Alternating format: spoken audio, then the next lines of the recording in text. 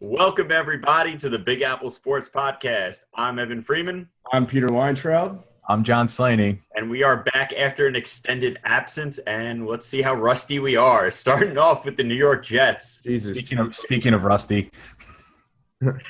So the New York Jets benched Ryan Fitzpatrick in favor of Geno Smith. Yeah. What do you guys think about this? Right move, yes or no? I'll go first, and I thought it was a terrible move. Obviously, Fitzpatrick was playing like shit. He was leading the league in interceptions with 11. I believe he still is leading the league in interceptions, even though he didn't throw one today. Luckily for us, Geno Smith hurt his knee, and it looks like he's going to be out. So it looks like Fitzy's going to be back in the starting role. But I did not like the move personally. There's a reason that he wasn't starting. Almost 50 turnovers in 27 career games. That's bad. So, yeah. Yeah, I'm in the same boat. I think that the injury to Bryce Petty during the preseason is the reason why he's not starting right now. I think they're just giving him time. Give it another week or two. We'll see what Fitzpatrick does for the time being for the next week. But I'm looking towards seeing Bryce Petty maybe week 9, week 10 to finish out the season because this Jet season's over. Let's just be honest. They won today, but it's over. Yeah, exactly. And that's what I was thinking. Listen, if you're going to move away from Fitzpatrick, Geno Smith is not the person to go to. You know what Geno Smith is. He's not going to be on this team next year. And the fact that Petty isn't ready to go is probably the only reason why they did go to Geno Smith. But why not just stick with Fitzpatrick? Yeah. There's literally 0 point in playing Geno Smith. I never wish for anybody to get injured, but I can't say I didn't smile a little bit on the sidelines in street clothes. Well, the only reason why they really started Geno is they're looking for a spark. I mean, that's really what it comes down to. Fitzpatrick wasn't doing it, but there's 20 other reasons why this Jets team's been so bad this year rather than Ryan Fitzpatrick. I mean, we have, other than today where we had 150 yards rushing, our running game's been outdated for the last month. No one's been doing anything. Yeah, and the offensive line is just not good. Besides Nick Mangold, who else? Ryan Clady's, okay if he's playing, but he's been hurt for the last 2 years. And Nick Mangold's no one hurt else now. there. Yeah, Mangold's hurt now. He went down today, so it's only going to get worse. I mean, Geno got hurt due to lack of protection. He got sacked, and he got his knee thrown into the ground at an awkward angle. So they're not in good shape at the O-line. Their secondary, though, in my opinion, is probably the worst thing. Flacco had, 2 50-plus yard throws today? That's fucking ridiculous. Everyone in the Jets secondary is a step slow this year. That was the Jets' strength last year was their secondary. Now it's gone by the wayside. I mean, Revis isn't the same player that he was 6 months ago, let alone at the beginning of the season. Yeah. Yeah, and, they did have 2 picks today, but come on, Flacco's been garbage all season. Mm-hmm. And I don't even know if they had any turnovers before today. I can't even think of when they had them. Our linebacking core is slow. The secondary is slow. The only thing that's working on defense right now is the front line. Leonard Williams is tearing it up, and I think he's having a great season. Yeah. But in general, this defense is not good.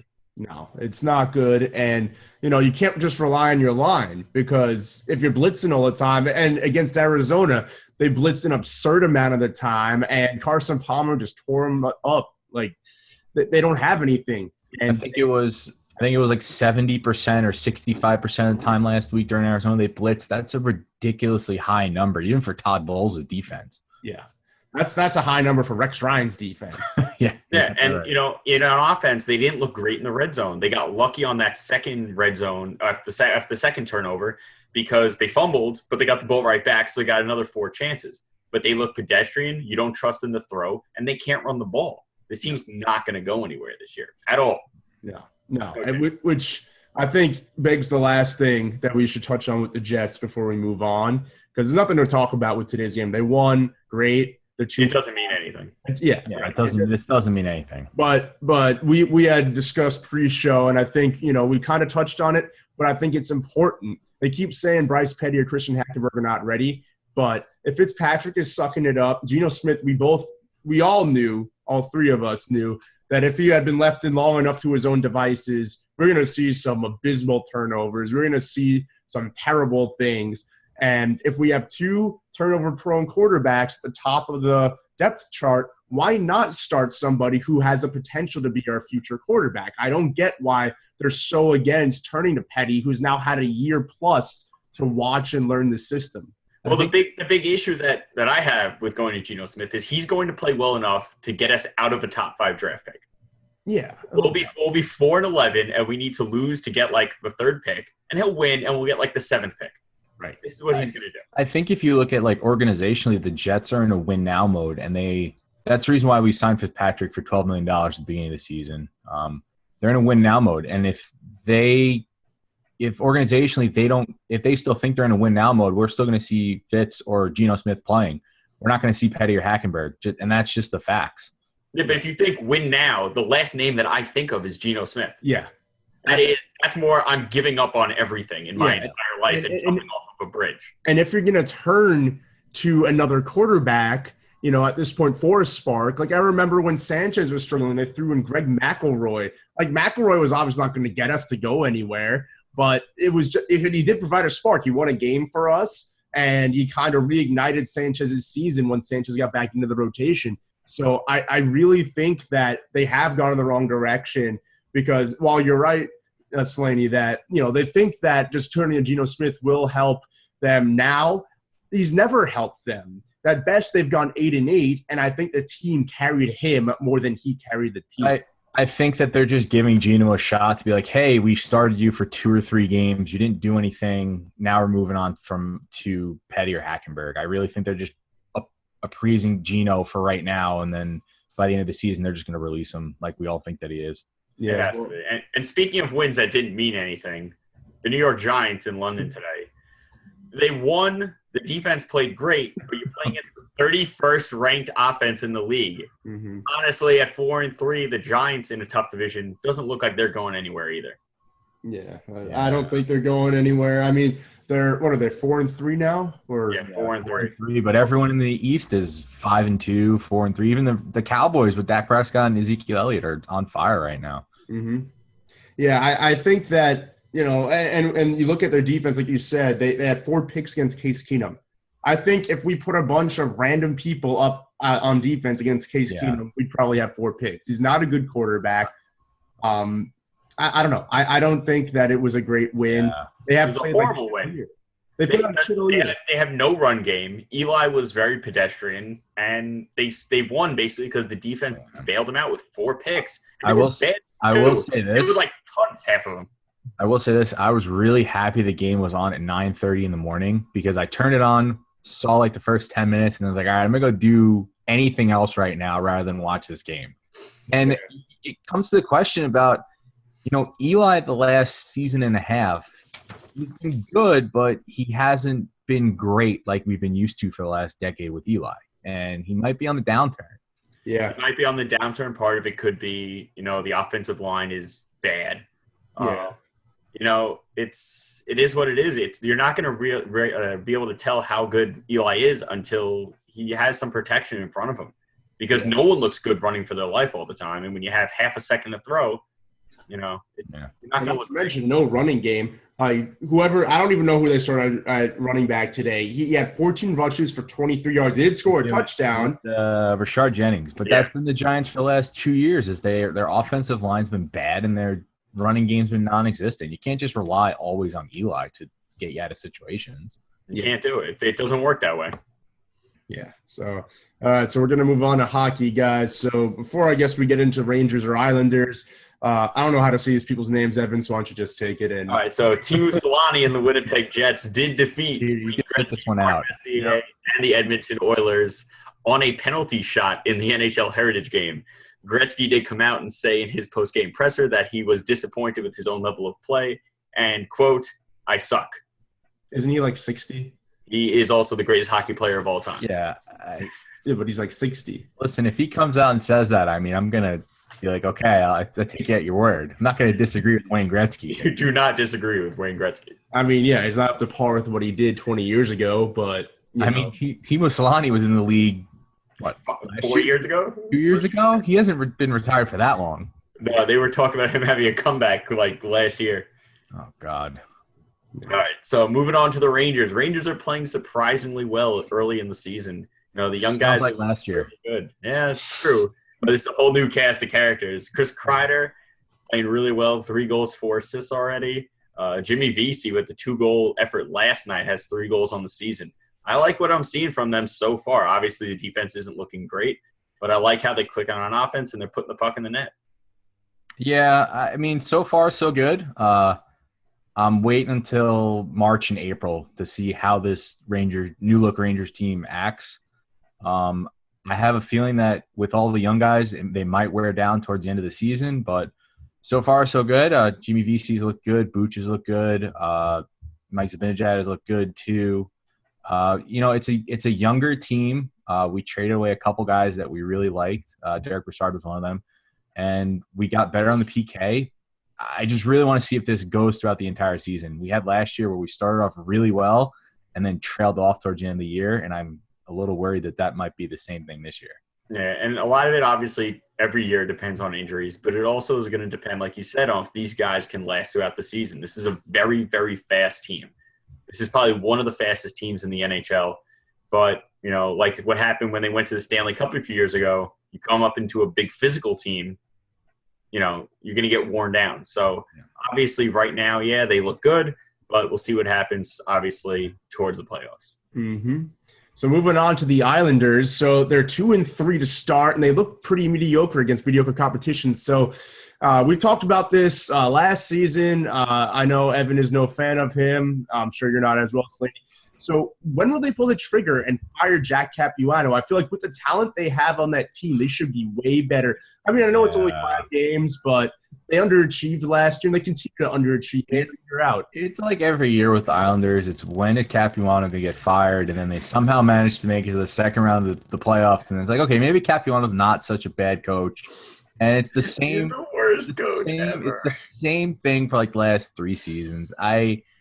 I don't know why. I mean, the Islanders with the team that they have, with the star power that they have in John Tavares, Andrew Ladd, they should be better than what they've been doing. It might just be a fact that they haven't gelled together yet, and it's going to take a little bit longer than everyone thinks. Yeah, and obviously it will take time for like the big guys to, be able to play well together. But honestly, Jack Capuano, the big problem I have with him is he doesn't allow time for that. He has that quick trigger to change up the lines. He's been quick to send people down. I just feel like he is completely out of touch with how to actually coach a hockey team. And it sounds weird for me to say that because I've never actually coached a hockey team. But based on the way everyone else who's successful does things in the NHL, and then Jack Capuano does the opposite, it kind of seems like he's not doing what he's supposed to do.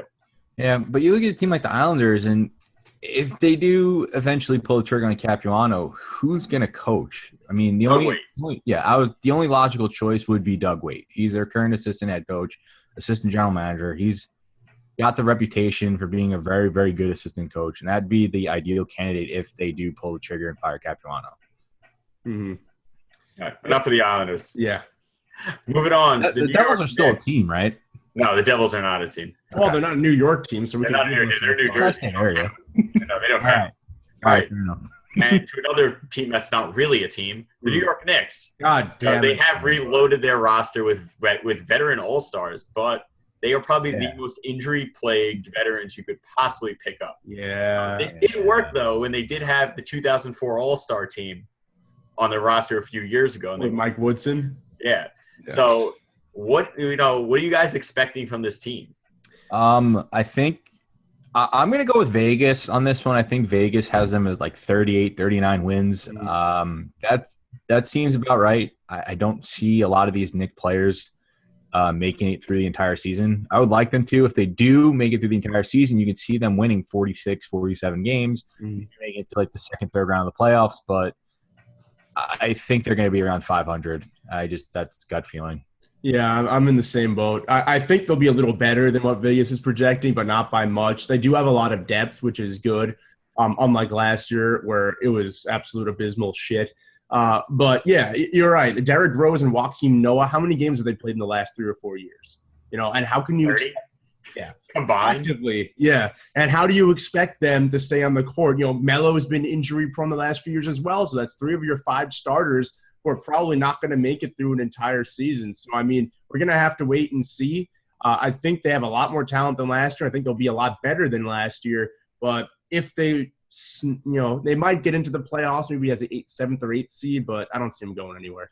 I think one of the sleepers for the Knicks, if Derrick Rose doesn't make it, I want to see what Brandon Jennings does. Yeah. He's been a very good point guard, very shoot happy, But give him an entire season. I think he could be a good fit for the Knicks. I think he's a New York guy, so I think that him coming on the Knicks can only help them if Derrick Rose does get hurt. Yeah, and I'm hoping that Kristaps Porzingis will stay healthy. I think that's also going to be huge. If the other guys can play about 60 to 70 games each, but Porzingis can make it through the whole season and Jennings can pick up the slack, I think this team could win, like you said, 45 to 47 games. But based on the Knicks' luck with injury history, with guys like Antonio McDyess and stuff like that, these guys are not going to make it through the season, and we're probably looking at about 30 wins. Yeah. All right, so wait, hold on. Before we move on, Brooklyn Nets, worst team in the league, yes or no? I forgot they even existed. Yeah.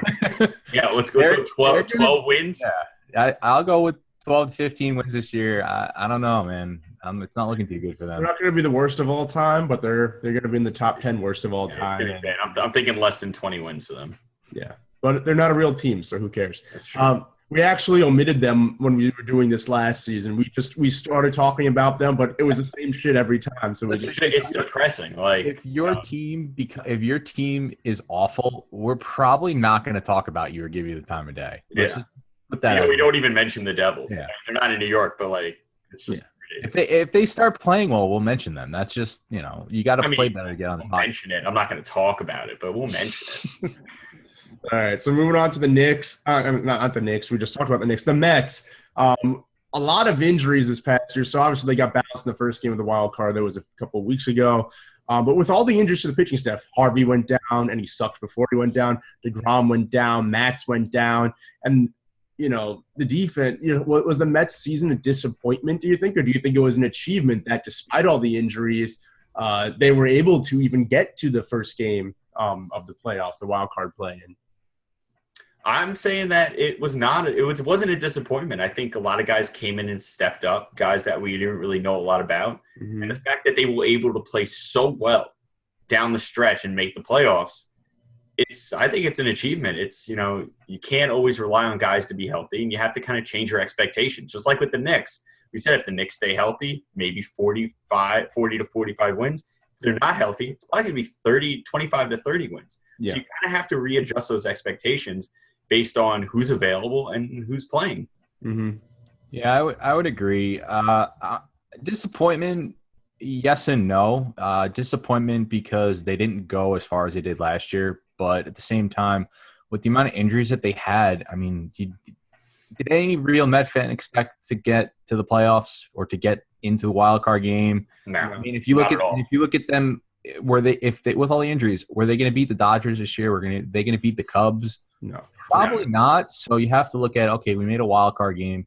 We can reload, get healthy next year, and then go after that World Series, which they should be a contender next year. Yeah, with, fake DeGrom out there and, no Harvey and no Matz and basically just Syndergaard and Cologne. Like, really, what did we expect? And then we're going up against Madison Bumgarner. Yeah.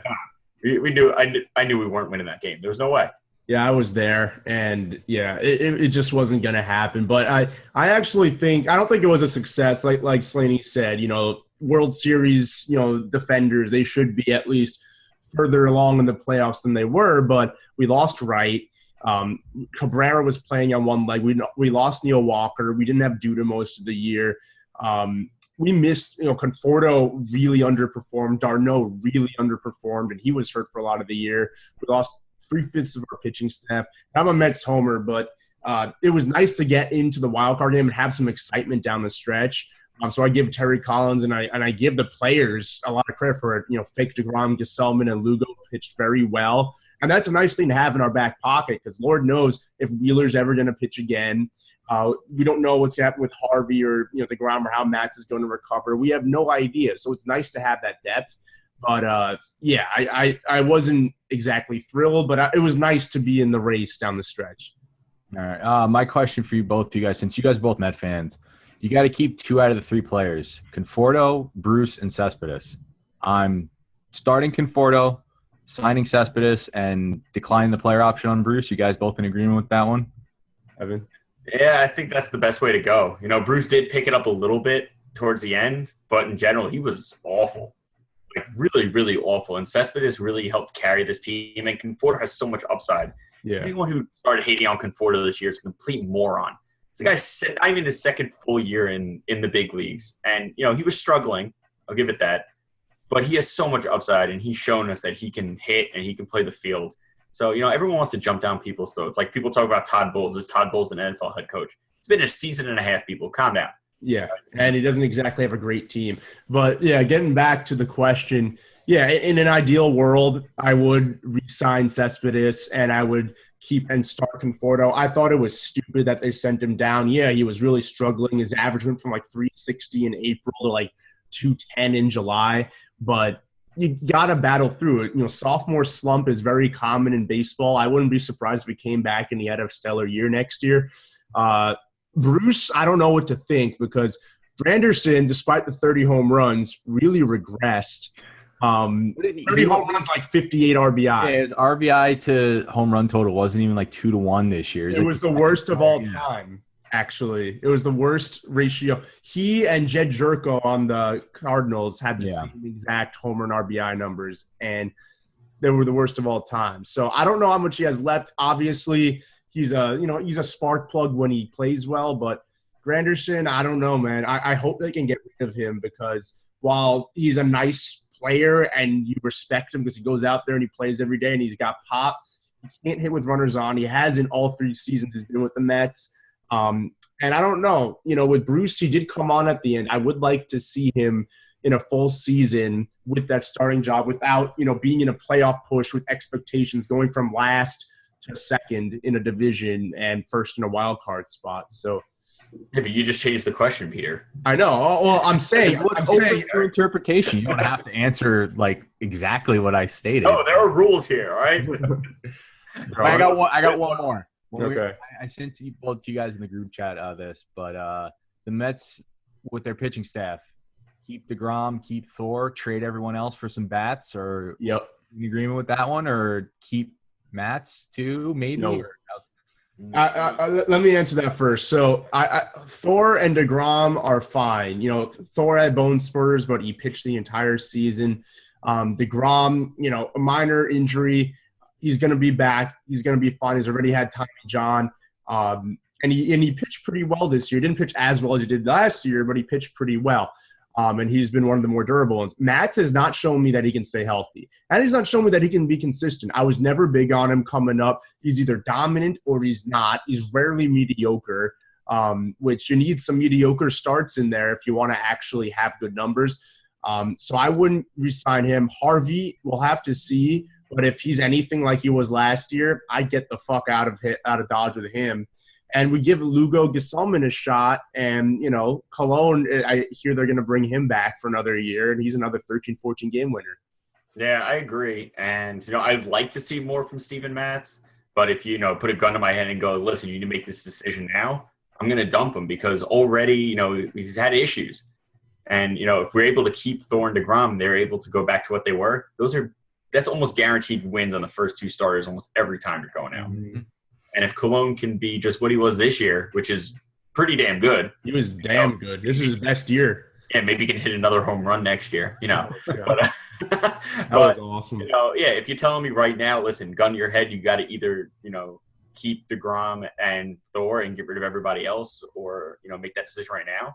I would, if you could, I'd dump Harvey and dump Matt. But obviously, hopefully you don't have to make the decision that way because I think it's too reactionary. Yeah. Yeah. Well, it's going to play out the way it's going to play out. I mean, obviously, a lot of their options are coming up. They're going to have to pay him more than the league minimum. So I do think, though, they're going to have to make those decisions soon. And next year is really going to show us what they're going to do. If Matt's is injury prone again, if Harvey sucks again and is injury prone and the other 2 step up and pitch like they did this year, then it's a no-brainer. Exactly. All right, moving on to the Yankees. Slaney, you are a Yankee fan. Obviously, the moves at the deadline were something that we actually talked about in, April and May? Yeah. Ron and moving some of the pitchers. And they finally did it, and everyone's like, all right, good, the season's over. And then all of a sudden, boom, they started winning. Yeah. Slaney, what are your expectations going forward with these guys that they brought up? My expectations are high. Sanchez, I think, is going to be very good. I do think that he's going to regress a little bit next year. He can't, you can't have the numbers that he had in that short amount of time over the course of the season unless you're like the greatest of all time, which I think he's gonna be a very good catcher. But I'm being realistic. Judge struggled, but like most very, very tall players in any sport, they struggle early. But if they can get it down, I think that's gonna be good. The biggest question for the Yankees next year is gonna be their pitching. Because we don't have any at the moment. We have Tanaka and CC, and that's it. We have Betances. So that's the Yankees' biggest problem is that the youth movement has started in the position players wise, but pitching wise, we're very, very, very slim, and it's going to cost the Yankees. They'll probably be a 500 team next year. I'm not really expecting that much. I hope that the young guns come up at some point, but for the time being, it's next year's same thing, holding period, and then 2018 Yankees are going to win the World Series. That's I'm calling way to stay realistic, Slaney. Yeah, very realistic. We got to get one World Series a decade. It's the Yankee way. Yeah, well, yeah, I actually liked the moves they made at the deadline. It's a far cry from what they had been doing, which was trying to just restock and get as many big-name guys as they could. They got rid of Beltran, was having a great year. They got rid of Andrew Miller, was also having a great year, and he helped pitch the Indians to a World Series this year. But, yeah, they won. They made it interesting down the stretch. They were not in it when they made those moves, and they were in it by the last week of the season. So, I like the youth movement, but like Slaney said, I think if they want to contend in the near future, they're going to need pitching because you can't rely on a drunken half-anorexic CC, and you can't rely on it. You can't rely on Tanaka. When is his arm going to fall off? It's going to happen. Yeah. I don't know how it's not happened yet, but it's going to happen. Yeah. And in all honesty, Betances as our closer through the seasons that I've seen him, he's a little shaky. He's not as solid as everyone thinks he is. So I'd like to see the Yankees shore up their bullpen just a little bit to make that bridge to Betances a little bit easier for him. But we'll see what happens. All right. And last thing about the Yankees, I know he's not going to be on the Yankees ever again, but Slaney, what do you think of Alex Rodriguez? Do you think he ever plays baseball again? No. Listen, I've been watching the MLB playoffs on Fox. He's a great analyst. He's definitely going to have a career as far as being an analyst on Fox. His playing days are over. The only way I see a team signing him is if it's like a publicity stunt like the Mets did with Tebow. Mm-hmm. They're just looking to sell money.